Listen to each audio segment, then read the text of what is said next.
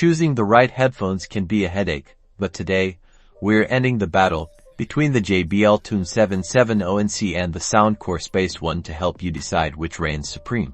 We're diving deep into sound quality, noise cancellation, comfort, and battery life to give you the complete lowdown. First up, noise cancellation.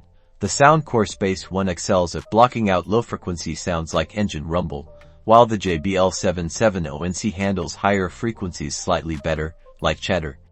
It really depends on your typical environment. Comfort is subjective, but many find the Soundcore Space One a bit more plush and comfortable for longer listening sessions.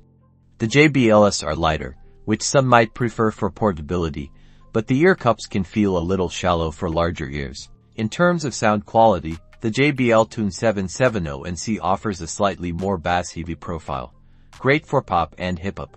The Soundcore Space One provides a more balanced and natural sound, making it suitable for a wider range of genres like rock and classical. Battery life. The Soundcore Space One pulls ahead, offering up to 55 hours with ANC on, while the JBL Tune 770NC provides a respectable 44 hours.